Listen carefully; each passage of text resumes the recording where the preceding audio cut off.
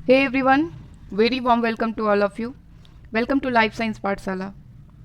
मेरा नाम है आस्था गोस्वामी और मैं आज आप लोगों को कुछ इम्पॉर्टेंट टर्म्स बताऊंगी जो कि प्लांट टेक्सोनॉमी के लिए काफ़ी ज़्यादा इम्पॉर्टेंट है, क्योंकि जब आप प्लांट टेक्सोनॉमी पढ़ते हैं तो आपका बेसिक स्ट्रांग होना चाहिए। ठीक है, तो बेसिक में कुछ इंपॉर्टेंट टर्म्स हैं, अगर आप उनको नहीं जानेंगे, नहीं समझेंगे, ठीक है, तो आप प्लांट टेक्सोनॉमी को नहीं पढ़ सकते हैं। ठीक है, नहीं समझ सकते। तो इसलिए सबसे पहले हम टेक्सोनॉमी को स्टार्ट करने से पहले कुछ इंपॉर्टेंट टर्म्स डिस्कस करेंगे। अगर आपको ये समझ में आते हैं, आपको ये याद होता है, ठीक है, तो आप इजीली पूरी फैमिली को समझ सकते हैं। ठीक है, आपको ज़्यादा स्ट्रगल नहीं करना पड़ेगा टेक्सोनॉमी को समझने के लिए। और उससे पहले बता दूं कि अगर आपको प्लांट टेक्सोनॉमी समझनी है, ठीक है, तो उसके लिए आज मैं जो चीज़ें बता रही हूँ उसको आप लाइव ऑब्जर्व करिए। किसी प्लांट को ले लीजिए, ठीक है, और जो भी मैंने बताया उसको देखिए उसमें। ठीक है, अगर आपने ऐसा कर लिया, किसी भी एक फ्लावर को ही ले लीजिए और जो भी मैं बता रही हूँ उसको एक बार देख लीजिए आप, जो आप पढ़ रहे हैं आज। ठीक है, तो वो आपको फिर कभी नहीं भूलेगा और आपको टेक्सोनॉमी पढ़ने में बहुत ज़्यादा मज़ा आएगा। ठीक, तो क्लास को शुरू करने से पहले मैं बता दूं कि ये क्लासेस आप कोई भी देख सकता है। ठीक है, जिनके भी सिलेबस में प्लांट टेक्सोनॉमी है वो सारे इस क्लास को देख सकते हैं। और स्पेशली फ़िलहाल मैं अभी टीजीटी, पीजीटी, जीआईसी, डीएसएसबी जैसे एग्जामिनेशंस के लिए पढ़ा रही हूँ इसको, लेकिन ये क्लास सबके लिए है जो भी बॉटनी के स्टूडेंट्स हैं। ठीक, तो क्लास को शुरू करते हैं। और एक बात, अ, इस क्लास की पीडीएफ नोट्स आपको मिल जाएगी टेलीग्राम के डिस्कशन ग्रुप में। ठीक है, जिसका लिंक आपको डिस्क्रिप्शन में मिल जाएगा, आप ग्रुप को ज्वाइन कर लीजिए और कुछ दिन बाद मैं इसका पीडीएफ आपको प्रोवाइड कर दूंगी। ठीक है, और इससे पहले जितनी भी क्लासेस हुई हैं उन सब का पीडीएफ आपको ग्रुप में मिल जाएगा। ग्रुप ज्वाइन कीजिए और सारे नोट्स लीजिए और अपना तैयारी कीजिए। ठीक है, ठीक है, फिर क्लास को शुरू करते हैं। सबसे पहले बात करते हैं हम पेटियोल की। तो पेटियोल क्या है? ठीक है, पेटियोल जो है ये लीफ का जो स्टॉक होता है उसको पेटियोल कहा जाता है। मतलब अगर ये एक पत्ती है, ठीक है, तो आप इसे पकड़ते किस किस चीज़ से हैं? ये एक डंठल जैसा स्ट्रक्चर होता है इसमें, इसी की मदद से आप एक पत्ती को पकड़ते हैं। ठीक है, तो ये जो स्ट्रक्चर होता है डंडी जैसा, इसी को कहा जाता है पेटियोल। ठीक है, इसी को कहते हैं पेटियोल, जो कि एक लीफ का स्टॉक होता है। ठीक है, तो ये हो गया पेटियोल। फिर बात करते हैं स्टिप्यूल की। स्टिप्यूल क्या है? ये भी लीफ जैसा स्ट्रक्चर होता है। ठीक है, a pair of appendages present at the point where leaf is attached to the stem।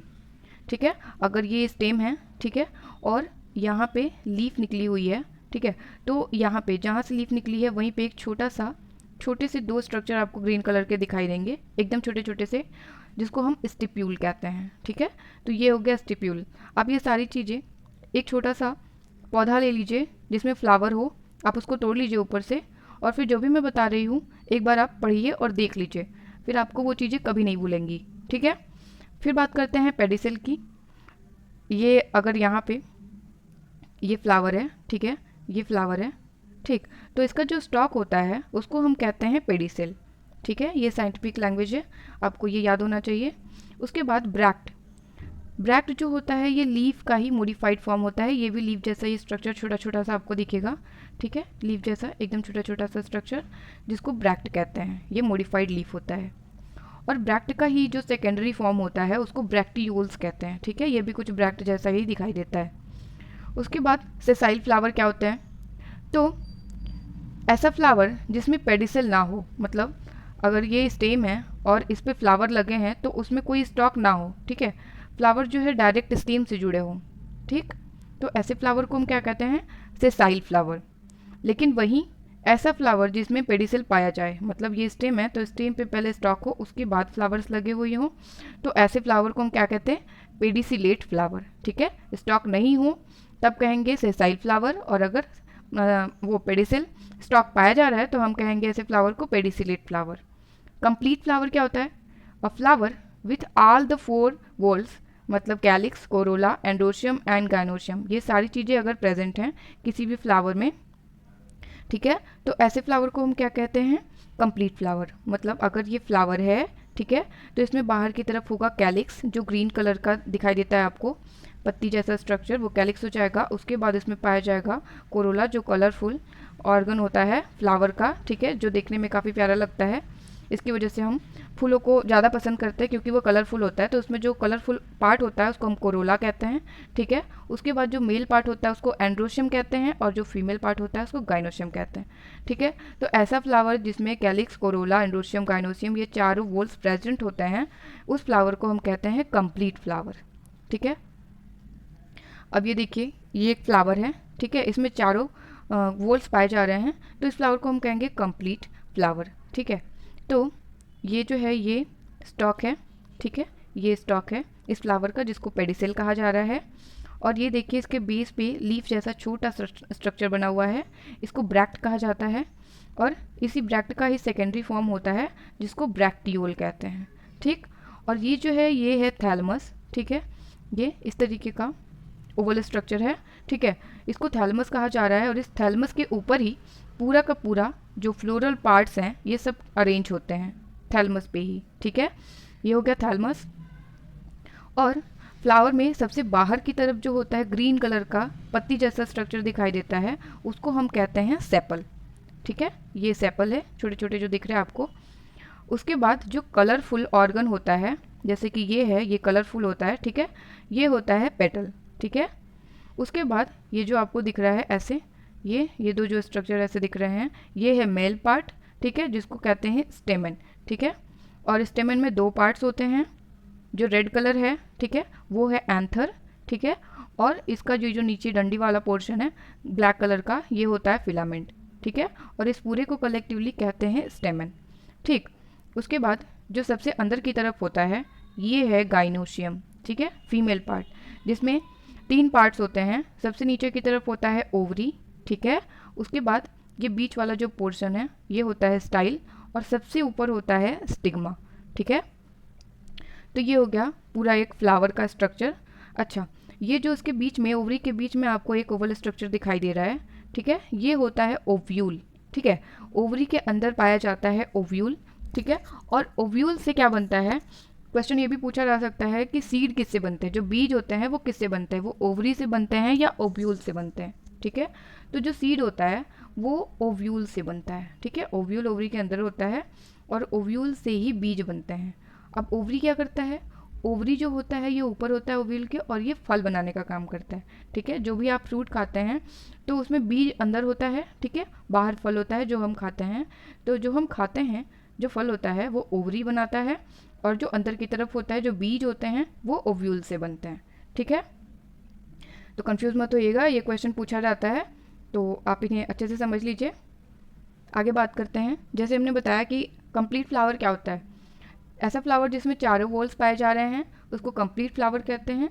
तो इनकम्प्लीट में क्या हो जाएगा, जिसमें कोई पार्ट एब्सेंट हो, तो ऐसे फ्लावर को हम क्या कहेंगे, इनकम्प्लीट फ्लावर। जैसे कि या तो कैलिक्स ना पाया जाए या कोरोला एब्सेंट हो या फिर एंड्रोशियम ना पाया जाए या गाइनोशियम ना पाया जाए, ठीक है।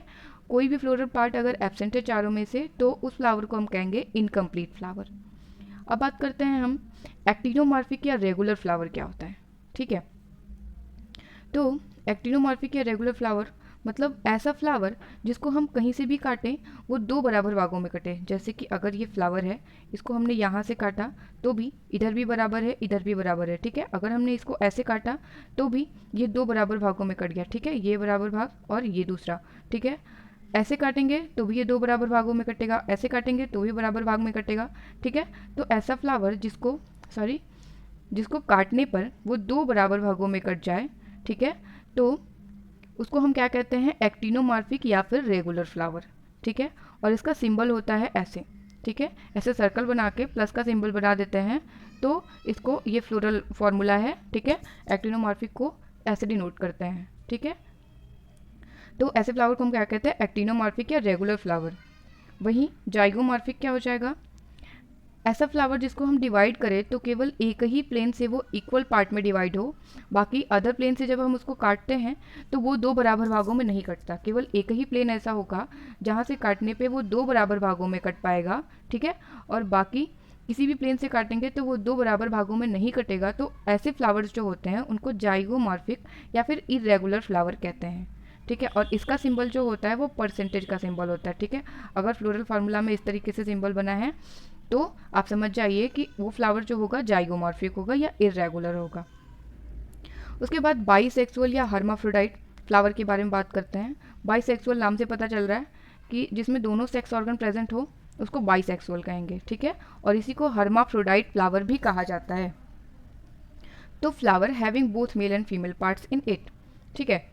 तो ये फ्लावर है, अगर इसमें एंड्रोशियम भी पाया जा रहा है, ठीक है, और गाइनोशियम भी पाया जा रहा है, तो क्या कहेंगे, बाईसेक्सुअल या हर्माफ्रोडाइट फ्लावर कहेंगे। जैसे अभी मैंने आपको दिखाया था ये स्ट्रक्चर, इसमें ये एंड्रोशियम भी पाया जा रहा है और गाइनोशियम भी पाया जा रहा है, तो ये क्या हो जाएगा, बाईसेक्सुअल या हर्माफ्रोडाइट फ्लावर हो जाएगा, ठीक है।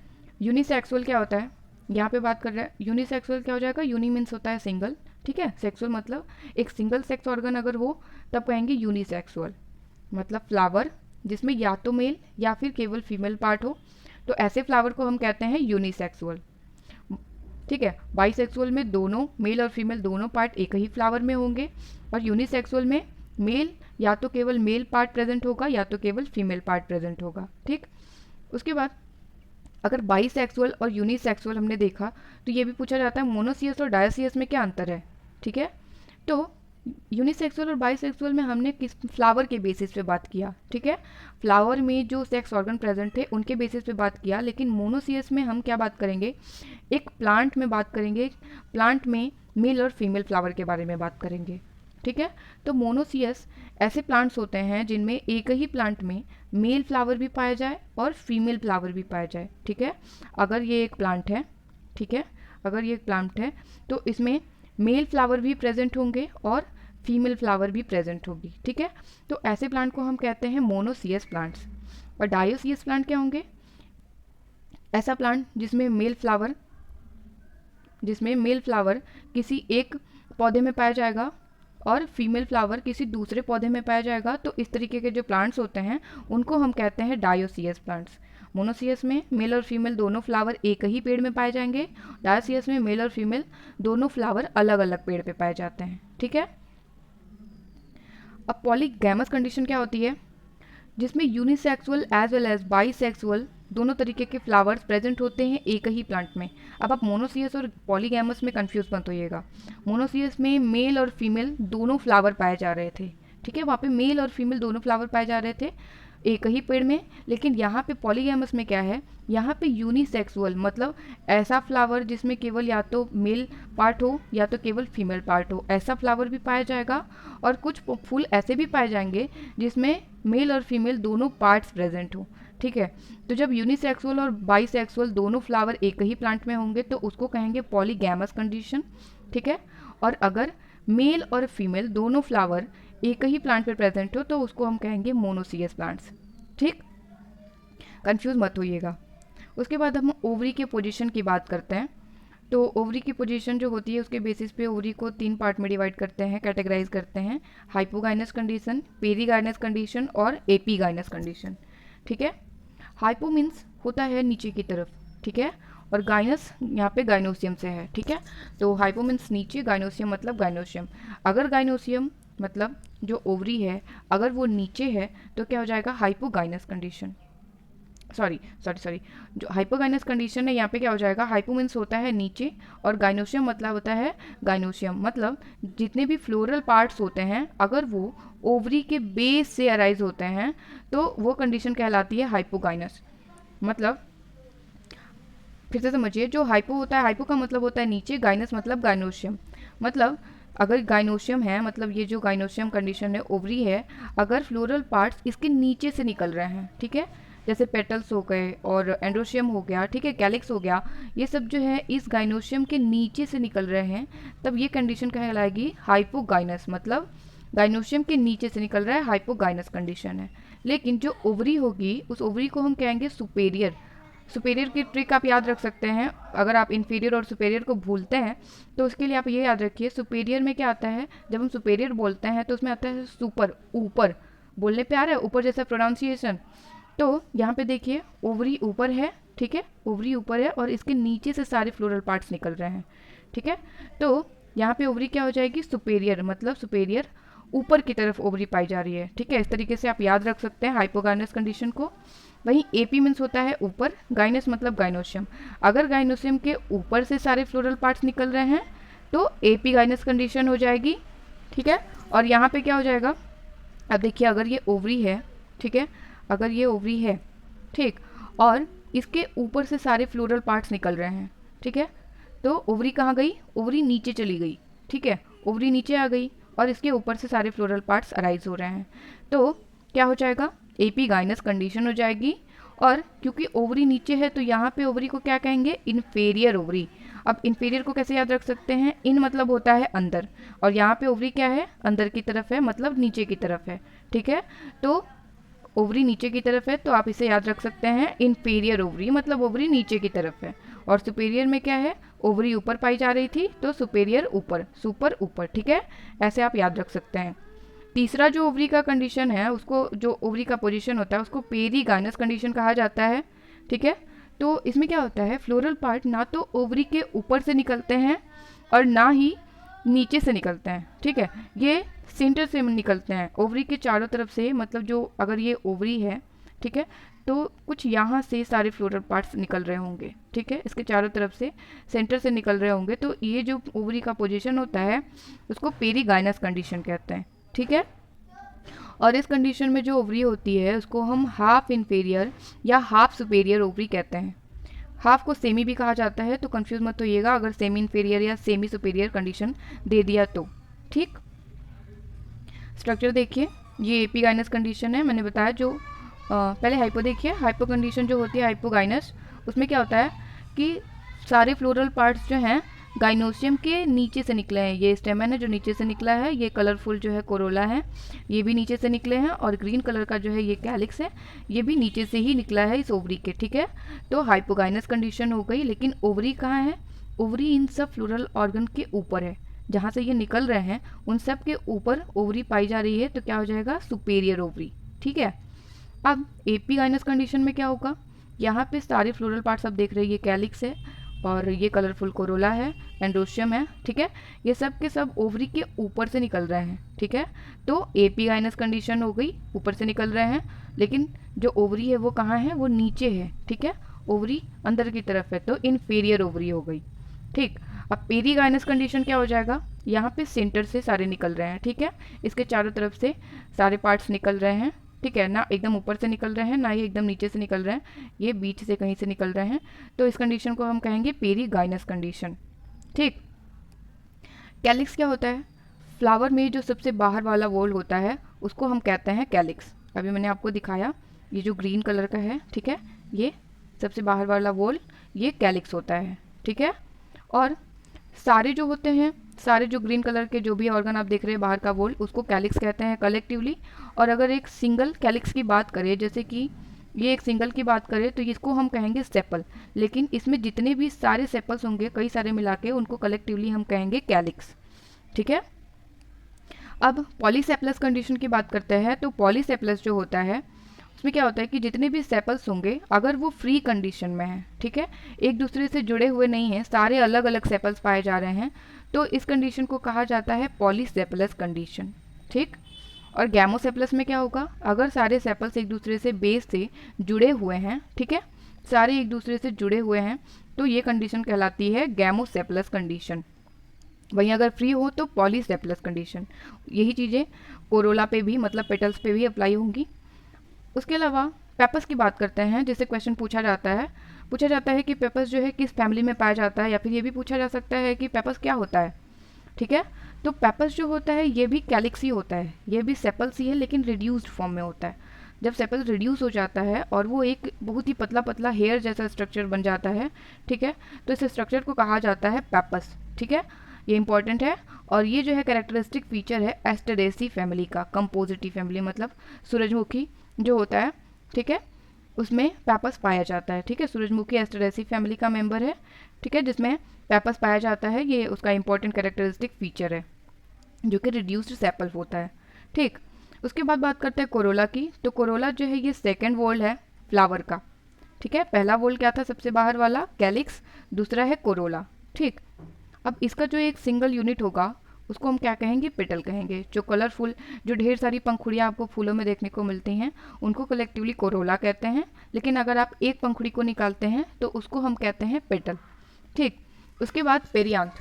पेरियांथ क्या होता है, अगर आप कोई ऐसा फ्लावर लेते हैं जिसमें आप ये नहीं बता सकते देख के कि कौन सा कैलिक्स है या कौन सा कोरोला है, ठीक है, आप कैलिक्स कोरोला में कोई भी डिफरेंस नहीं बता पाएंगे जब देख के, तो उस कंडीशन को कहा जाता है, उस ऑर्गन को कहते हैं हम पेरियांथ, ठीक है, collective term for calyx and Corolla, जिसमें कैलिक्स और कोरोला को डिस्टिंग्विश नहीं किया जा सकता, तो उस ऑर्गन को कहते हैं पेरियांथ। एंड्रोफोर क्या होता है? एंड्रोफोर इंपॉर्टेंट है, यहाँ से भी क्वेश्चन बनते हैं। एंड्रोफोर जो है ये इंटरनोडल इलोंगेशन होता है between corolla and androecium. Andro मतलब एंड्रोशियम, फोर मतलब यहाँ पे इंटरनोडल स्टॉक की बात की जा रही है, ठीक है, फोर मतलब स्टॉक, ठीक है। तो अगर एंड्रोशियम में स्टॉक दिखता है आपको, ठीक है, एंड्रोशियम में अगर कोई इंटरनोडल इलोंगेशन देखने को मिले तो हम कहेंगे उसको एंड्रोफोर, और ये कोरोला और एंड्रोशियम के बीच में होता है। इसे भी क्वेश्चन बन सकते हैं कि एंड्रोफोर में इंटरनोडल इलोंगेशन किसके बीच में बनता है, ठीक है, एंड्रोशियम गाइनोसियम के बीच में बनता है, कोरोला कैलिक्स के बीच में बनता है, ठीक है। तो ये सारी चीज़ें आप याद रखेंगे। एंड्रोफोर में क्या हो जाएगा, एंड्रोशियम में इंटरनोडल इलोंगेशन होगा, और ये किसके बीच में होता है, कोरोला और एंड्रोशियम के बीच में होता है। और ये किस में पाया जाता है, ये कैपेरिडेसी फैमिली का कैरेक्टरिस्टिक फीचर है जो कि क्लियोम स्पीसीज में देखने को मिलता है, ठीक है, एंड्रोफोर क्लियोम स्पीसीज में देखने को मिलता है।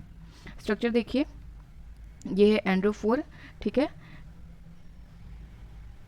ये एंड्रोफोर है, ठीक है, और यहाँ पे ये क्या है, ये स्टेमन है, ठीक है, ये मेल पार्ट है, और यहीं से कोरोला निकला है, ये देखिए ये कोरोला निकला हुआ है, ठीक है, ये कोरोला है, और ये है मेल पार्ट जो कि स्टेमन है, और यहाँ पे स्टॉक निकला है, ये देखिए ये इंटरनोडल इलोंगेशन हो गया है एंड्रोशियम में, ठीक है। तो इस कंडीशन को कहा जा रहा है एंड्रोफोर, ठीक है, जो कि कैपेरिडेसी के क्लियोम स्पीसीज में देखने को मिलता है, ठीक। उसके बाद गाइनोफोर, अभी एंड्रोफोर में क्या था, एंड्रोशियम में जब इलोंगेशन हुआ था तब उसको एंड्रोफोर कहा जा रहा था। अब गाइनोफोर से क्या हो जाएगा, गाइनोशियम में जब इलोंगेशन हो जाएगा इंटरनोडल इलोंगेशन तो उसको कहेंगे गाइनोफोर, ठीक है। और गाइनोफोर जो होता है उसमें इंटरनोडल इलोंगेशन एंड्रोशियम और गाइनोशियम के बीच में होता है, ठीक है, ये याद रखने वाला पॉइंट है, एंड्रोशियम और गाइनोशियम के बीच से इंटरनोडल इलोंगेशन बनता है, ठीक है। और ये कैपेरिडेसी के सारे के सारे प्लांट्स में देखने को मिलता है, ठीक। ये है गाइनोफोर, यहाँ पे देखिए ये एंड्रोशियम है, ठीक है, और ये रहा गाइनोशियम। अब ये है गाइनोशियम ओवरी, ठीक, और यहाँ पे देखिए ये एक इंटरनोडल इलोंगेशन आपको लंबा सा स्टॉक जैसा स्ट्रक्चर देखने को मिल रहा है, ठीक है, ये जो लंबा सा स्टॉक जैसा स्ट्रक्चर है इसी को कहते हैं गाइनोफोर, क्योंकि गाइनोशियम में एक इंटरनोडल इलोंगेशन हो गया है, ठीक है, और ये एंड्रोशियम और गाइनोशियम के बीच में हुआ है, इसीलिए इसको क्या कर रहे हैं, गाइनोफोर कहा जा रहा है, ठीक। ये कैपेरिडेसी के सारे प्लांट्स में देखने को मिलता है। उसके अलावा एंड्रोगाइनोफोर से भी क्वेश्चन आते हैं, ठीक है। एंड्रोगाइनोफोर क्या होता है, यहाँ पे एंड्रो मतलब एंड्रोशियम भी है और गाइनो मतलब गाइनोशियम भी इन्वॉल्व है, ठीक है, और फोर इसका मतलब क्या हो जाएगा, एंड्रोशियम में भी स्टॉक होगा और गाइनोशियम में भी स्टॉक होगा, इसीलिए एंड्रोगाइनोफोर कहा जा रहा है। इसमें क्या होता है, both androphore and gynophore are present simultaneously, ठीक है, जब एंड्रोफोर और गाइनोफोर दोनों ही साथ में प्रेजेंट हो फ्लावर में तब उस कंडीशन को कहते हैं एंड्रोगाइनोफोर कंडीशन, और ये भी कैपेरिडेसी में ही पाया जाता है, और कैपेरिडेसी के गाइनेंड्रा स्पीसीज में पाया जाता है, ठीक है, गाइनेंड्रोप्सिस याद रखिएगा, गाइनेंड्रोप्सिस में एंड्रोगाइनोफोर कंडीशन देखने को मिलती है, ठीक। स्ट्रक्चर देखिए इसका, ये क्या है, ये फीमेल पार्ट है, ये आप सेंटर में देखिए फीमेल पार्ट है, ठीक है, गाइनोशियम जिसमें स्टॉक पाया जा रहा है जिसको गाइनोफोर कह रहे हैं, और वहीं ये जो स्टेमन्स हैं, ठीक है, एंड्रोशियम है, और यहाँ पे भी स्टॉक पाया जा रहा है, ठीक, ये भी स्टॉक के ऊपर पाया जा रहा है, तो क्या हो जाएगा, एंड्रोफोर कंडीशन। और ये एक सिंगल फ्लावर है जिसमें गाइनोफोर भी है और एंड्रोफोर भी है, इसीलिए इस कंडीशन को एंड्रोगाइनोफोर कहा जाता है, जो कि गाइनेंड्रोप्सिस गाइनेंड्रा प्लांट में देखने को मिलता है, जो कि कैपेरिडेसी फैमिली का मेंबर है, ठीक है। इंपॉर्टेंट पॉइंट्स हैं ये एंड्रोफोर, गाइनोफोर और एंड्रोगाइनोफोर, जिससे क्वेश्चन बनते हैं।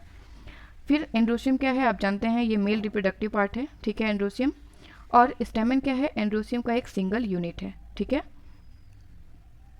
जैसे कि अगर स्टेमन की बात करूँ तो मतलब ये एक स्टेमन हो गया, ये दूसरा स्टेमन हो गया, ये तीसरा हो गया, चौथा हो गया, ठीक है। इसमें इस फ्लावर में चार स्टेमन पाए जा रहे हैं, लेकिन अगर कलेक्टिवली बोले तो ये चारों को हम कहते हैं एंड्रोशियम कलेक्टिवली, ठीक है। और अगर एक सिंगल की बात करें तो एक सिंगल स्ट्रक्चर को हम कहेंगे स्टेमन। ठीक, स्टेमिनोड कंडीशन क्या होता है? स्टेमिनोड मतलब स्टेमन से ही जुड़ा होगा, तो ऐसा स्टेमन जो कि स्टेराइल हो, ठीक है, मतलब जो फर्टिलाइजेशन ना कर सके, ठीक है, रिप्रोडक्शन में कोई पार्ट उसका ना हो, कोई रोल ना हो, तो ऐसे स्टेमन को जो कि स्टेराइल होता है उसको कहते हैं स्टेमिनोड। मोनोडेल्फस कंडीशन क्या होती है? मोनो मीन्स होता है सिंगल, ठीक है, तो filaments of stamens are united in one group, मतलब जो स्टेमन्स होते हैं और स्टेमन में दो पार्ट होता है, ऊपर की तरफ होता है एंथर, ठीक है, और उससे जुड़ा होता है फिलामेंट, ठीक है, और कलेक्टिवली इस पूरे स्ट्रक्चर को कहते हैं हम, क्या कहते हैं, स्टेमन, ठीक है, जिसमें ऊपर एंथर और नीचे फिलामेंट होता है। ठीक, तो ये जो स्टेमन होता है, स्टेमन के जो फिलामेंट्स हैं, अगर ये सारे फिलामेंट्स जो हैं एक सिंगल ग्रुप से जुड़े हुए हों, ठीक है, अगर ये सिंगल ग्रुप है, सिंगल स्ट्रक्चर है, ठीक है, और सारे बहुत सारे जो स्टेमन्स है उसके सारे फिलामेंट्स केवल इसी एक ही स्ट्रक्चर से जुड़े हुए हों, तब इस कंडीशन को हम मोनो एडाल्फस कंडीशन कहते हैं, जो कि चाइना रोज, मतलब गुड़हल आप सभी जानते होंगे, गुड़हल का फूल, ठीक है, उसमें देखने को मिलता है, जो कि मालवेसी फैमिली का मेंबर है। आप स्ट्रक्चर देखिए, ज़्यादा अच्छे से क्लियर होगा। ये जो पहला स्ट्रक्चर है ये है मोनो एडाल्फस कंडीशन, ठीक है, ये क्या है, एक सिंगल मतलब ये स्टाइल है, ठीक है, ये पूरा गाइनोशियम कंडीशन है, गाइनोशियम है। अगर आप इसको छोड़ दे तो अगर आप केवल ये ऐसा स्ट्रक्चर देखेंगे तो ये स्टाइल है, ठीक है, और स्टाइल पे ही बहुत सारे जो स्टेमन्स है वो अरेंज्ड हैं, ठीक है, ये छोटा छोटा जो आपको स्ट्रक्चर दिख रहा है, ये जो छोटे छोटे से दिख रहे हैं, ठीक है, ये बहुत सारे स्टेमन्स हैं, और इस स्टेमन पे जितने भी फिलामेंट्स हैं वो सब के सब जो हैं एक ही इस स्ट्रक्चर से जुड़े हुए हैं, ठीक है, तो इस कंडीशन को कहते हैं मोनो एडाल्फस कंडीशन। जब सारे स्टेमन के फिलामेंट्स एक ही स्ट्रक्चर पे अरेंज्ड हो तब उसको मोनो एडाल्फस कंडीशन कहते हैं। वहीं अगर स्टेमन जो है वो दो पार्ट में अरेंज्ड हो, यहाँ पे देखिए एक सिंगल स्टेमन अलग से है और बाकी ढेर सारे स्टेमन एक साथ अरेंज्ड हैं, तो जब अरेंजमेंट दो का हो, मतलब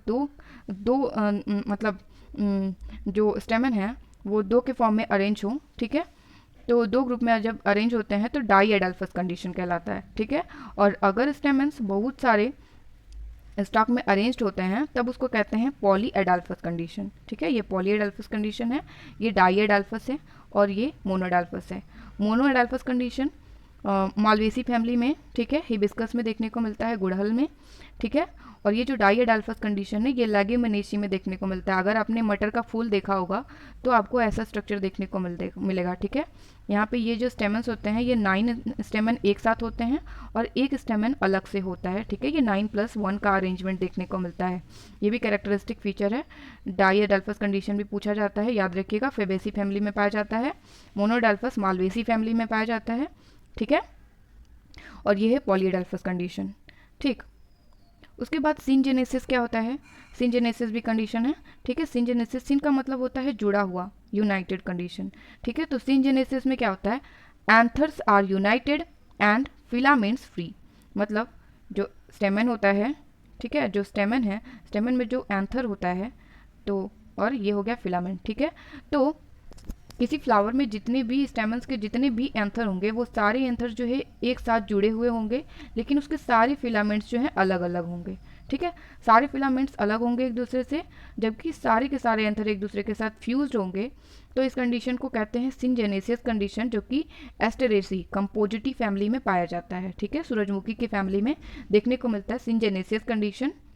डायग्राम देखिए, ये है सिनजेनेसिस कंडीशन डी वाला, ठीक है, जिसमें ये एंथर है ऊपर की तरफ जो कि सब एक दूसरे से फ्यूज्ड हैं, लेकिन इसका फिलामेंट आप देख रहे हैं सारे फिलामेंट एक दूसरे से अलग अलग हैं, जुड़े हुए नहीं हैं, तो इस कंडीशन को कहते हैं सिनजेनेसियस कंडीशन। ठीक, एस्टेरेसी फैमिली में मिलता है देखने को। फिर है सिनेंड्रस कंडीशन। सिनेंड्रस में क्या होता है? Stamens United through out there length, मतलब पूरा का पूरा स्टेमन जो होगा, एंथर हो गया, फिलामेंट हो गया, तो सारे के सारे स्टेमन जो होंगे वो एक दूसरे से जुड़े होंगे ऊपर से नीचे तक, ठीक है, सब एक दूसरे से यूनाइटेड होंगे, फ्यूज होंगे, तो ऐसा कंडीशन कहलाता है साइनेंड्रस कंडीशन, जो कि कुकुरबिटेसी फैमिली में कुकुरबिटा स्पीसीज में देखने को मिलता है, मतलब कद्दू में मिलेगा, लौकी में मिलेगा, ठीक है, तो जितने भी कुकुरबिटा स्पीसीज हैं सब में आपको देखने को सिनेंड्रस कंडीशन मिलेगा। ये स्ट्रक्चर है, ये देखिए, ये पूरा का पूरा जो है ये एक स्टेमन है, ठीक है। बहुत सारे स्टेमन्स हैं जो कि एक दूसरे के साथ ऊपर से नीचे तक पूरा फ्यूज्ड हैं। आप अगर कद्दू, मैंने बताया आपको टैक्सोनॉमी अगर समझनी है तो आप सबको लाइव देखिए, ठीक है। आपने ये जो पढ़ा, आप कद्दू का या कोहड़े का फूल ले लीजिए और उसका ऑब्जर्वेशन कीजिए, आपको ऐसा ही कंडीशन दिखेगा। उसके सारे के सारे स्टेमन्स जो होंगे एक दूसरे के साथ फ्यूज्ड होंगे, तो इस कंडीशन को कहते हैं साइनेंड्रस कंडीशन, ठीक है। एस्टरेसी का देखना है तो एस्टरेसी फैमिली का कोई भी मेंबर ले लीजिए, कोई भी फ्लावर उठा लीजिए, और जब आप उसका एंथर देखेंगे तो आपको सिनजेनेसिस कंडीशन देखने को मिलेगा, जिसमें एंथर फ्यूज्ड होंगे और जो फिलामेंट्स होंगे वो फ्री होंगे, ठीक है। और आप मटर का फूल भी फिलहाल तो नहीं मिलेगा, जब मिलेगा तो आप देख सकते हैं, उसमें ऐसी कंडीशन 9+1 का अरेंजमेंट होता है, डाईएडाल्फस कंडीशन। गुड़हल मिल जाएगा, आप देख सकते हैं मोनोअडाल्फस कंडीशन, ठीक है। सारे स्टेमन जो होंगे एक ही स्टॉक पे अरेंज होते हैं, ये मोनोअडाल्फस कंडीशन है। ऐसे पढ़ेंगे तो आपको आराम से चीज़ें याद हो जाएंगी और पढ़ने में बहुत मज़ा आएगा, ठीक है। उसके बाद एपीपेटलस कंडीशन क्या होती है? स्टेमन्स अटैच्ड टू कोरोला, ठीक है। अगर जो स्टेमन्स होते हैं अगर वो कोरोला से, अगर ये जैसे पेटल है ये कोरोला है, ठीक है, अगर स्टेमन्स इससे अटैच्ड हैं, ठीक है, अगर इससे अटैच्ड हैं तो इस कंडीशन को हम कहते हैं एपीपेटलस कंडीशन। स्टेमन कोरोला से अटैच्ड है तो एपीपेटलस कंडीशन कहलाता है, जिसको जो कि सोलेनम स्पीसीज में देखने को मिलता है, सोलेनेसी फैमिली में। गाइनेंड्रस क्या होता है? Stamens united with carpel, carpel जो है फीमेल पार्ट को कहते हैं, गाइनोशियम को ही, ठीक है। तो अगर स्टेमन जो है कार्पल के साथ मतलब गाइनोशियम के साथ फीमेल पार्ट के साथ जुड़ा हुआ है, फ्यूज्ड है, तब हम उस कंडीशन को क्या कहते हैं? गाइनेंड्रस, जो कि कैलोट्रोपिस, मतलब कैलोट्रोपिस जो है मदार का बोटेनिकल नेम है, ठीक है। कैलोट्रोपिस में गाइनेंड्रस कंडीशन देखने को मिलता है। स्क्लेपियडेसी फैमिली का मेंबर है कैलोट्रोपिस, ठीक है। उसमें स्टेमन जो होते हैं वो कार्पल के साथ फ्यूज होते हैं, तो मदार भी आपको मिल जाएगा आसानी से, आप उसको भी देख सकते हैं, आपको गाइनेंड्रस कंडीशन देखने को मिलेगी, ठीक। उसके बाद वर्साटाइल, वर्साटाइल एंथर, यहाँ से भी क्वेश्चन बनते हैं। वर्साटाइल एंथर से पूछा जाता है कि ये किस फैमिली में पाया जाता है, ठीक है। तो वर्साटाइल एंथर होता क्या है पहले ये समझ लेते हैं। Filaments is attach to back of the anther at a point, ठीक है।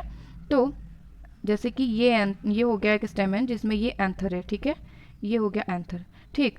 तो ये जो फिलामेंट होगा ये एंथर के केवल एक सिंगल पॉइंट से जुड़ा होगा, और वो बिल्कुल भी छोटा सा पॉइंट होगा जहाँ से ये हल्का सा केवल अटैच होता है, ठीक है। और ये केवल थोड़ा सा अटैच होता है, जिसकी वजह से पूरा का पूरा जो एंथर होता है वो फ्रीली मूव कर सकता है इधर उधर, ठीक है।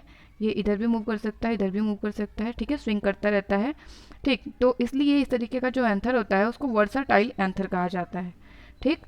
और ये जो है ये कैरेक्टरिस्टिक फीचर है पोएसी फैमिली का, मतलब जो ग्रैमिनी जिसको पोएसी कहा जाता है अब, उस फैमिली का, ग्रास की फैमिली जो होती है उसमें वर्साटाइल एंथर देखने को मिलता है, ठीक है। घास में आप देखेंगे, कोई भी घास उठा लीजिए, उसके फ्लावर देखिए, उसमें आपको जो एंथर मिलेगा, जो स्टेमन मिलेगा, उसमें वर्साटाइल एंथर देखने को मिलेगा, जिसमें एंथर जो है फ्रीली मूव करता रहता है, जैसे कि ये एंथर हो गया, ठीक है। केवल एक छोटे से पॉइंट से जुड़ा हुआ है फिलामेंट, इसकी वजह से एंथर जो है ये इधर भी मूव कर सकता है और इधर भी मूव कर सकता है, हिलता डुलता रहता है, ठीक। गाइनोबेसिक स्टाइल क्या होता है? गाइनोबेसिक स्टाइल आप जानते हैं क्या होता है? जो गाइनोसियम होता है, ठीक है, गाइनोसियम के 3 पार्ट्स होते हैं। सबसे ऊपर की तरफ होता है, ये देखिए, स्टिग्मा, फिर ये जो स्टॉक जैसा स्ट्रक्चर होता है इसको स्टाइल कहते हैं, ठीक है, और नीचे सबसे होता है ओवरी, ठीक। तो स्टाइल जो गाइनोबेसिक स्टाइल है, गाइनो मतलब गाइनोसियम, बेसिक मतलब बेस, ठीक है। गाइनोसियम के बेस से अगर स्टाइल निकलता है, सॉरी, अगर गाइनोसियम के बेस से स्टाइल अराइज होता है तो इस तरीके की जो स्टाइल होती है उसको गाइनोबेसिक स्टाइल कहते हैं, ठीक है। और ये कैरेक्टरिस्टिक फीचर है लेमिएसी, जिसको लेबिएटी पहले कहा जाता है, अब लेमिएसी फैमिली कहा जाता है, ठीक है। ऑसिमम तुलसी आप सब जानते होंगे, जिसको कहते हैं ऑसिमम सेंक्टम, इसका बॉटनिकल नेम है। तो लेमिएसी फैमिली का कैरेक्टरिस्टिक फीचर है गाइनोबेसिक स्टाइल, ठीक है, जिसमें ओवरी के बेस से स्टाइल अराइज होता है। जैसे कि ये देखिए, ये नाम छुप गया है, मैं आपको बता देती हूँ, ये एपिकल स्टाइल कंडीशन है, ठीक है, जिसमें ये ओवरी है, ये ओवरी है, ठीक है, और ओवरी के ठीक ऊपर से स्टाइल निकल रहा है, ठीक है। तो इस कंडीशन को कहते हैं एपिकल स्टाइल, ठीक है। और यहाँ पे क्या हो रहा है, ये ओवरी है और इसके लेटरल पोजीशन से स्टाइल निकल रहा है, तो इसको कहेंगे लेटरल स्टाइल, ठीक है। लेकिन ये जो तीसरा स्ट्रक्चर है, यहाँ पे क्या हो रहा है, ये ओवरी है और ओवरी के ठीक बेस से यहाँ से जो है स्टाइल निकलता है, ठीक है। जब आप इसको काटेंगे ओवरी को तब आपको दिखेगा जो स्टाइल होता है इसके ओवरी के ठीक बेस से निकल रहा होता है, इसीलिए इसको कहते हैं गाइनोबेसिक स्टाइल। और ये गाइनोबेसिक स्टाइल जो है लेमिएसी फैमिली का कैरेक्टरिस्टिक फीचर है, ठीक है। इसको याद रखिएगा, गाइनोबेसिक स्टाइल से भी पूछा जाता है क्वेश्चन, ठीक है। कुछ इंपॉर्टेंट टर्म्स क्लियर हो गए।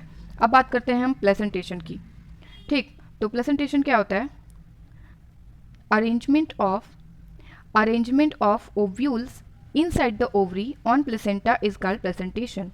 मतलब अगर ये ओवरी है तो ओवरी के अंदर जो ओव्यूल पाया जाएगा वो प्लेसेंटा पे किस तरीके से अरेंज है, ठीक है। तो उसका जो अरेंजमेंट होता है उसी को कहते हैं हम प्लेसेंटेशन, ठीक। टाइप ऑफ प्लेसेंटेशन की बात करें तो प्लांट्स में मेनली 6 टाइप के प्लेसेंटेशन देखने को मिलते हैं। सबसे पहले हम बात करते हैं एक्साइल प्लेसेंटेशन की, ठीक है। Ovary is multilocular and ovules are borne on central axis. मैं आपको बताऊंगी आपको प्लेसेंटेशन कैसे आसानी से याद होगा, ठीक है। तो ओवरी जो होता है एक्साइल प्लेसेंटेशन में मल्टीलॉक्यूलर होता है एंड ओव्यूल जो होता है वो सेंट्रल एक्सिस से बर्न होता है, ठीक। ये एक्साइल प्रेजेंटेशन देखने को मिलता है सोलेनम में, सोलेनेसी फैमिली में, सिट्रस जो कि रूटेसी फैमिली का है और हिबिस्कस मालवेसी फैमिली का है, ठीक है। तो फैमिली का नाम देके भी पूछा जा सकता है और स्पेशली प्लांट का भी नाम देके पूछा जा सकता है। तो सिट्रस और हिबिस्कस प्लांट के लिए याद रखिएगा और आप फैमिली याद रख सकते हैं रूटेसी और मालवेसी, ठीक है। तो इसका डायग्राम देखिए आपको क्लियर होगा। ओवरी मल्टीलॉक्यूलर है और ओव्यूल जो है वो सेंट्रल एक्सिस पे बर्न हो रहा है। ये है एक्साइल प्रेजेंटेशन, ठीक है। ये ओवरी है, ठीक। ओवरी मल्टीलॉक्यूलर है मतलब इसमें बहुत सारे चेंबर हैं, ठीक है। बहुत सारे चेंबर है, ये ओवरी है, ठीक है। और इसमें ये देखिए एक चेंबर, दूसरा चेंबर, तीसरा चेंबर, मतलब मल्टीलॉक्यूलर मतलब मल्टी चैम्बर्ड, ठीक है। तो जो ओवरी है ये मल्टी चैम्बर्ड है और जो ओव्यूल है इसके सेंटर में प्रेजेंट है। ओव्यूल सेंटर में है ना, तो इस तरीके का जो प्रेजेंटेशन होता है उसको कहते हैं एक्साइल प्रेजेंटेशन, ठीक है। आप प्रेजेंटेशन के नाम से याद रख सकते हैं कि उसमें ओव्यूल का अरेंजमेंट कैसा होगा। एक्साइल में क्या होगा, सेंट्रल एक्सिस से ओव्यूल डेवलप होते हैं और खास बात याद रखनी है कि ओव्यूल जो ओवरी जो है ये मल्टीलॉक्यूलर होती है मतलब मल्टी चैम्बर्ड होती है, ठीक। ये हो गया एक्साइल प्रेजेंटेशन जो कि सोलेनम में, सिट्रस में और हिबिस्कस में देखने को मिलता है, ठीक। अब दूसरे टाइप की बात करते हैं, free central presentation. Free central presentation में क्या हो रहा है, यहाँ पे नाम क्या है, free central presentation. Ovary is unilocular and ovules are borne on central axis. Caryophyllaceae में पाया जाता है free central presentation. Ovary unilocular है, ठीक है, और ओव्यूल क्या है, सेंट्रल एक्सिस पे ही बर्न कर रहा है। मतलब आप कंपेयर करिए, एक्साइल प्रेजेंटेशन में क्या था, उसमें भी ओव्यूल जो है सेंट्रल एक्सिस से ही बर्न कर रहा था। अंतर क्या है, केवल इतना कि एक्साइल प्रेजेंटेशन में जो ओवरी थी वो मल्टीलॉक्यूलर थी, लेकिन फ्री सेंट्रल प्रेजेंटेशन में जो ओवरी है ये यूनिलॉक्यूलर है, बस इतना ही अंतर है। बाकी उसमें भी ओव्यूल सेंट्रल एक्सिस से बर्न हो रहे थे और यहाँ पे भी सेंट्रल एक्सिस से ही बर्न हो रहा है। आप स्ट्रक्चर देख लीजिए, ये देखिए फ्री सेंट्रल प्रेजेंटेशन में क्या हो रहा है, ओवरी जो है यूनिलॉक्यूलर मतलब कोई भी इसमें चैम्बर नहीं पाया जा रहा है, ठीक है, कोई भी चैम्बर नहीं है और जो ओव्यूल है ये सेंटर में डेवलप हो रहा है, ठीक है। तो आप कंपेयर करके याद करेंगे तो आपको आसानी से याद होगा। इसमें क्या हो रहा है, चैम्बर पाए जा रहे हैं एक्साइल में और इसमें नहीं पाया जा रहा है। बाकी इसमें भी सेंटर में डेवलप हो रहा है ओव्यूल और यहाँ पे भी सेंटर में ही हो रहा है। तो आप ऐसे आसानी से प्रेजेंटेशन को याद रख सकते हैं। उसके अलावा प्रेजेंटेशन के नाम से भी आप पता लगा सकते हैं कि ओव्यूल जो है वो कहाँ पर पाया जा रहा है, ठीक। अब तीसरे टाइप की बात करते हैं, मार्जिनल प्रेजेंटेशन। मार्जिनल प्रेजेंटेशन में भी जो ओवरी होती है यूनिलॉक्यूलर होती है और ओव्यूल जो होता है मार्जिन पे होता है। अब देखिए मार्जिनल प्रेजेंटेशन, नाम है मार्जिनल और ओव्यूल कहाँ बर्न हो रहा है, मार्जिन पे, ठीक है। तो क्या हो जाएगा, मार्जिनल प्रेजेंटेशन, जो कि फेबेसी फैमिली में देखने को मिलता है। फेबेसी मतलब मटर की फैमिली, लेग्यूमिनेसी, ठीक है। स्ट्रक्चर देखिए, आपको कभी नहीं भूलेगा प्रेजेंटेशन। ये है मटर, आप सबने देखा होगा, ठीक है, और उसमें जो दाने होते हैं मटर के वही होता है ओव्यूल, ठीक है, जो कि मार्जिन पे अरेंज्ड होता है, ठीक है। ये मार्जिन है और यहाँ पे सारे ओव्यूल जो है एक प्लेसेंटा पे अरेंज्ड हैं। ये प्लेसेंटा है, ठीक है, मार्जिन पे और इससे सारे ओव्यूल अटैच्ड हैं, ठीक है। ये हो गया मार्जिनल प्लेसेंटेशन जो कि फेबेसी फैमिली का कैरेक्टरिस्टिक फीचर है। ये आपको, मुझे नहीं लगता कि आप भूलेंगे मार्जिनल प्लेसेंटेशन। उसके बाद है पेराइटल प्रेजेंटेशन। पेराइटल मतलब पेरीफेरी, ठीक है। तो अब यहाँ पे क्या हो जाएगा, ओव्यूल जो होगा वो पेरीफेरी पे पाया जाएगा। ठीक, यहाँ पे भी ओवरी यूनिलॉक्यूलर है और ओव्यूल जो है पेरीफेरी पे बर्न कर रहे हैं।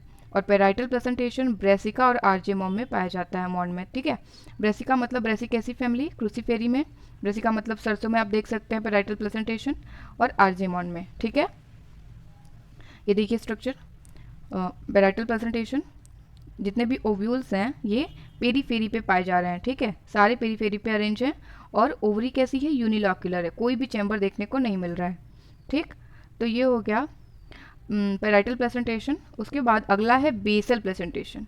अब नाम में है बेसल, मतलब यहाँ पे ओव्यूल कहाँ डेवलप हो रहे होंगे, बेस पे। ओवरी यहाँ पे भी यूनिलॉक्यूलर है बिना किसी चैम्बर के, ओव्यूल बेस पे बर्न कर रहे हैं ओवरी के। ठीक है, तो क्या हो जाएगा, ये एस्टेरेसी फैमिली का कैरेक्टरिस्टिक फीचर है बेसल प्रेजेंटेशन। ठीक, ये देखिए ये ओवरी है ग्रीन कलर की। ठीक है, और इसके बेस पे ये ओव्यूल डेवलप हो रहा है। ठीक, तो बेस पे डेवलप हो रहा है तो बेसल प्रेजेंटेशन, और ये एस्टेरेसी फैमिली में पाया जाता है। ठीक है, तो याद रखिएगा मार्जिनल प्रेजेंटेशन कहाँ पे किस में पाया जाता है, फेबेसी फैमिली में पाया जाता है। एक्साइल प्रेजेंटेशन जो है रूटेसी में मतलब सिट्रस में और मालवेसी में पाया जाता है। ठीक है, पेराइटल प्रेजेंटेशन जो है ब्रेसिकेसी फैमिली का कैरेक्टरिस्टिक फीचर है। ठीक, फ्री सेंट्रल प्रेजेंटेशन कैरियोफाइलेसी में पाया जाता है। ठीक है, इतना याद रखेंगे तो आप क्वेश्चन कर सकते हैं प्रेजेंटेशन से। ठीक है, बेसल प्रेजेंटेशन हो गया। अब लास्ट टाइप का प्रेजेंटेशन देखते हैं, सुपरफिशियल। ठीक है, सुपरफिशियल प्रेजेंटेशन में क्या होता है, ovary is multilocular and ovules are burned on inner surface और partition wall। ठीक है, ओवरी यहाँ पे मल्टीलॉक्यूलर है मतलब मल्टी चैम्बर्ड है, और ओव्यूल जो है ये या तो इनर सरफेस पे डेवलप हो रहा है या फिर पार्टीशन वॉल पे। ये देखिए इसमें बहुत सारे चैम्बर हैं। ठीक है, ओव्यूल मल्टीलॉक्यूलर है। ठीक है, ओव्यूल मल्टीलॉक्यूलर है और इसमें बहुत सारे ओवरी जो है मल्टी चैम्बर्ड है। ठीक है, मल्टीलॉक्यूलर है और ओव्यूल्स जो है ये इनर सरफेस से या फिर पार्टीशन वॉल, ये पार्टीशन वॉल है, यहाँ से डेवलप होती है। ठीक है, तो इस तरीके का प्रेजेंटेशन सुपरफिशियल प्रेजेंटेशन कहलाता है, जो कि वाटर लिली में पाया जाता है। ठीक है, तो अपने याद रखिएगा। अब मैं आपको याद रखने का तरीका बताती हूँ। वैसे तो नाम पढ़ के भी आप बता सकते हैं कि प्रेजेंटेशन कैसा होगा, किस तरीके का होगा, और फैमिली आपको याद रखनी होगी। ठीक है, लेकिन आपने देखा जो पहला एक्साइल प्रेजेंटेशन था, ठीक है, एक्साइल प्रेजेंटेशन में ओवरी मल्टीलॉक्यूलर थी। ठीक है, और बाकी जो चारों थे ये देख रहे हैं आप, इसमें इन सब में ओवरी जो है यूनिलॉक्यूलर है, केवल एक्साइल प्रेजेंटेशन में ओवरी मल्टीलॉक्यूलर है। ठीक है, उसके अलावा आपने लास्ट में देखा सुपरफिशियल प्रेजेंटेशन, जिसमें जो ओवरी है ये मल्टीलॉक्यूलर है, मतलब केवल दो ऐसे प्रेजेंटेशन में ओवरी पाए जा रहे हैं जो कि मल्टीलॉक्यूलर है, पहला एक्साइल और दूसरा सुपरफिशियल।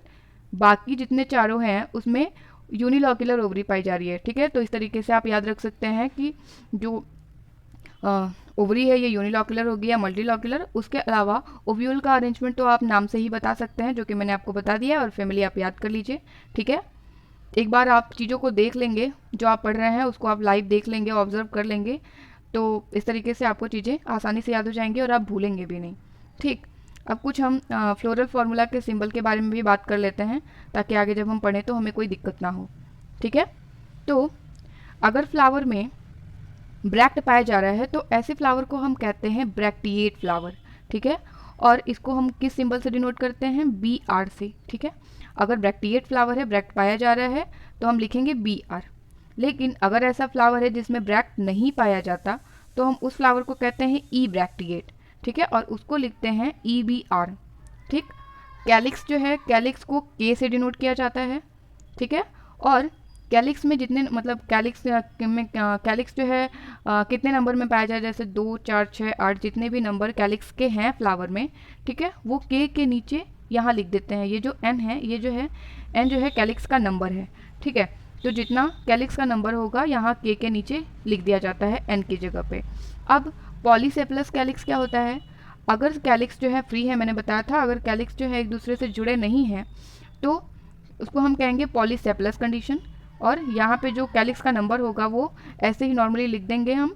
लेकिन अगर कैलिक्स यूनाइटेड है तो उसको हम कहेंगे गैमोसेप्लस कंडीशन, और यहाँ पे कैलिक्स का जो नंबर है उसके दोनों तरफ हम ब्रैकेट लगा देते हैं। ठीक है, अगर ब्रैकेट में बंद है तो इसका मतलब जो कैलिक्स है वो यूनाइटेड है, फ्यूज्ड है, एक दूसरे से जुड़े हुए हैं। बट अगर कैलिक्स फ्री हैं तो हम कोई भी ब्रैकेट नंबर के आगे नहीं लगाते। उसी तरीके से कोरोला को डिनोट किया जाता है सी से, और अगर कोरोला फ्री है तो जो नंबर है वो ऐसे ही लिख देते हैं और कहते हैं इसको पॉलीपेटलस कंडीशन। बट अगर कोरोला एक दूसरे से सारे पेटल्स जुड़े हुए हैं तो नंबर के दोनों तरफ ब्रैकेट लगा के क्लोज कर देते हैं नंबर को, मतलब पेटल्स एक दूसरे से जुड़े हुए हैं। पेरियांथ आप जानते ही हैं, ठीक है, पेरियांथ को पी से डिनोट किया जाता है। उसके बाद एंड्रोशियम जो कि मेल पार्ट है फ्लावर का, जिसको ए से लिखते हैं, डिनोट करते हैं, और गाइनोशियम फीमेल पार्ट है जिसको जी से डिनोट किया जाता है। उसके बाद ये सिंबल काफ़ी लोगों को कंफ्यूज करता है, ठीक है, कि जो ओवरी है वो सुपेरियर है या इन्फीरियर है। तो मैंने आपको बताया सुपेरियर ओवरी में क्या होता है, सुपर मतलब ऊपर, ओवरी ऊपर है, ठीक है। तो जी से क्या हो जाएगा, गाइनोशियम, गाइनोशियम में ओवरी आता है, ठीक है, जो कि फीमेल पार्ट है। तो अगर जी जो है ऊपर है लाइन के तो मतलब क्या हो जाएगा, ओवरी सुपेरियर होगी। लेकिन अगर क्या हो जाएगा, जी लाइन के नीचे बन रहा है जैसे यहाँ है, तो क्या हो जाएगा, इन्फीरियर ओवरी हो जाएगा, मतलब ओवरी नीचे है, ठीक है। तो इस तरीके से अगर आप याद करते हैं तो आपको कभी नहीं भूलेगा, लाइन नीचे है मतलब सुपेरियर ओवरी, सुपेरियर मतलब कि लाइन नीचे है मतलब जी ऊपर है मतलब ओवरी ऊपर है, सुपेरियर ओवरी, और यहाँ पे जी नीचे है लाइन के मतलब इन्फीरियर ओवरी, ठीक। अब मेल फीमेल सिंबल की बात करें तो अगर ये एक सर्कल बना के एक एरो की तरह ऐसे लगा दिया जाए तो ये हो गया मेल का सिंबल, मतलब मेल फ्लावर है, ठीक। वहीं अगर प्लस का निशान बन जाए सर्कल के नीचे तो ये हो गया फीमेल फ्लावर, ठीक है। और अगर इस सर्कल में एरो भी हो और प्लस का सिंबल भी लगा हो तो इसका मतलब क्या हो जाएगा, फ्लावर जो है बाइसेक्सुअल है, मतलब उसमें मेल पार्ट भी है और फीमेल पार्ट भी है। अब एक्टिनोमॉर्फिक और जाइगोमॉर्फिक का सिंबल मैंने आपको बताया ही था। एक्टिनोमॉर्फिक में क्या हो जाएगा, ऐसे, ठीक है, सर्कल बना के प्लस का सिंबल लगा देंगे तो ये एक्टिनोमॉर्फिक हो गया, ठीक। और जाइगोमॉर्फिक में परसेंटेज का सिंबल होता है, या फिर केवल प्लस लिख देते हैं, या फिर कभी कभी वो ऐसे भी कर देते हैं, ठीक है, एक सर्कल बना के माइनस का सिंबल लगा दिया, ऐसे बीच से काट दिया तो ये जाइगोमॉर्फिक का सिंबल हो गया, और अगर इसी में प्लस कर दिया तो ये एक्टिनोमॉर्फिक हो गया, ठीक है। उसके अलावा कुछ और भी कंडीशन है, जैसे कि एपीफाइलस कंडीशन होगी तो ये ए एंड्रोशियम हो गया और पी पेरियांथ हो गया, ठीक है। तो अगर एंड्रोशियम के ऊपर से एक एरो पी के पास जाता है तो इसका मतलब होता है एपीफाइलस कंडीशन, मतलब जब एंड्रोशियम जो है, स्टेमन जो है पेरियांथ से जुड़ा रहता है, ठीक है, पेरियांथ के साथ अटैच होता है, तब उस कंडीशन को कहा जाता है एपीफाइलस कंडीशन। और इसको इस तरीके से लिखते हैं, ये एंड्रोशियम हो गया और ये पेरियांथ हो गया, ठीक है, और इसके ऊपर से एरो इसकी तरफ है, मतलब एंड्रोशियम जो है वो पेरियांथ से अटैच्ड है, ठीक है। और वहीं अगर ए का एरो जाता है सी की तरफ तो ए से होता है एंड्रोशियम और सी से होता है कोरोला, ठीक है। तो अगर एंड्रोशियम जो है वो कोरोला से जुड़ा हुआ होता है तब एरो ए का जाता है सी की तरफ, मतलब एंड्रोशियम जो है स्टेमन वो कोरोला से अटैच्ड है, ठीक है, इसको एपीपेटलस कंडीशन कहते हैं। और ये जी मैंने बताया जब गाइनोसियम फ्री होता है तो कोई भी ब्रैकेट नहीं लगाते हैं, और अगर ब्रैकेट लगाया और या फिर मतलब अगर सिंगल नंबर में है तो कोई नंबर नहीं लिखेंगे, और ऐसे फ्री है तो लिख देंगे, और अगर वो केवल अकेला गाइनोसियम है और वो फ्यूज्ड है, सॉरी, अगर गाइनोसियम कई सारे हैं वो यूनाइटेड है तो या तो हम जी के चारों दोनों तरफ ब्रैकेट लगा देते हैं, या फिर हम नंबर लिख के नंबर के दोनों तरफ ब्रैकेट लगा देते हैं, दोनों में से किसी भी तरीके से लिखा जा सकता है इसको, ठीक है। फ्री होगा तो कोई ब्रैकेट नहीं होगा, और अगर यूनाइटेड होगा तो ब्रैकेट लग जाएगा। उसके बाद ये सुपेरियर और इन्फेरियर ओवरी मैंने बता दिया। उसके अलावा अगर जी और ए के बीच में इस तरीके से ऐसे हाफ सर्कल बना हो तो गाइनोस्टेरियम कंडीशन होती है, मतलब एंडोस्टियम और गाइनोसियम एक दूसरे के साथ जुड़े हुए हैं, ठीक है, तो इस तरीके का सिंबल होता है, ठीक। तो आज की क्लास कंप्लीट हुई, आगे हम कुछ और टेक्सोनॉमी, प्लांट टेक्सोनॉमी से ही रिलेटेड कुछ फैमिली भी डिस्कस करेंगे, ठीक है। तो thank you so much for watching this, stay connected with me and keep learning, thank you.